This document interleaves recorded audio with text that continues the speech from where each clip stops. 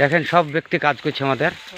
হ্যাঁ, তাই এই বাগানটা আমরা আজ 2 বছর থেকে ফল কাটিনি। মানে এখানে একটা দুর্ঘটনা ঘটেছিল, সেটা আজ 2 বছর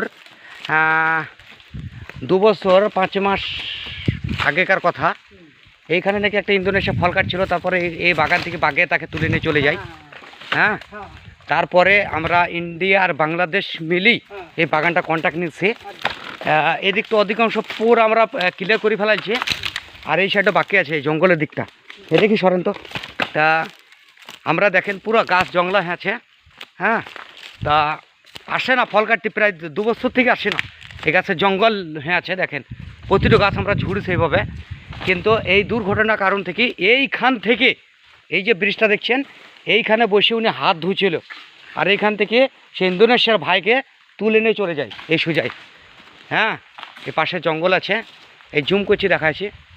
তো এইখানে আমরা যখন ইন্ডিয়া কাটে তখন এই বাংলার লোক গার্ড করে, আর বাংলাদেশ যখন বাংলাদেশ কাজ করে তখন ইন্ডিয়া গার্ড করে।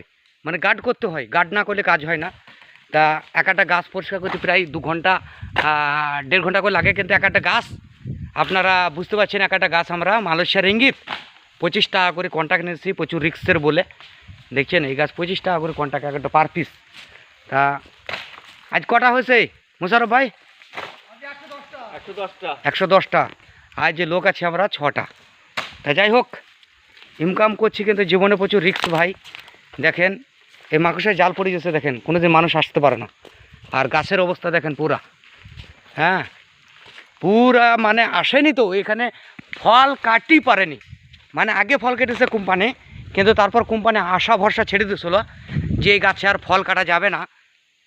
দেখেন এই গাছের আর ফল কাটা যাবে না, কোম্পানি এটা রিক্স নিয়েছিল যে আর এই গাছে ফল কাটা যাবে না, এ তো জীবনে রিক্স নিই। তারপর আমরা এসি কোম্পানিকে পরামর্শ দিই যে আমাদেরকে কোনটাকে দে, আমরা এই গাছের বাগানের ফল আমরা দেবো। আমরা 60 টাকা টন পাই, এই ফল কাটবো আমরা। এই ফল কমসে কম আমরা 150 টাকা টন পাবো। এই কারণে আমরা গাছ প্রতিটো পুনিং করতে লেগেছি, পরিষ্কার করতে লেগেছি পার পিস।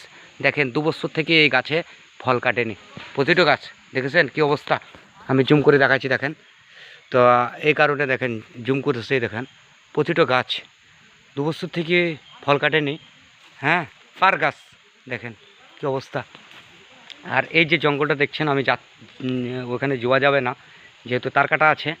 তারপরেও আমরা হয়তো, আমি একা আছি, ভাইরা আমার ওইখানে আছে সবাই। তা এত রিস্ক নেবো না আমি। তা আপনারা যদি ভিডিওটা ভালো লাগে, ভিডিওটা সাবস্ক্রাইব করবেন, আর এরকম ভিডিও আপনারা সব সময় দেখতে থাকবেন। আর চ্যানেলটাকে শেয়ার করবেন, লাইক করবেন, কমেন্ট করবেন। আর দেখেন এই প্রতিটা সব জঙ্গল হয়ে গেছে। মানে এই একটা পাম গাছের দাম মেলা, কিন্তু তবুও এনারা ফল কাটার আশা ভরসা ছেড়ে দিয়েছিল কোম্পানি।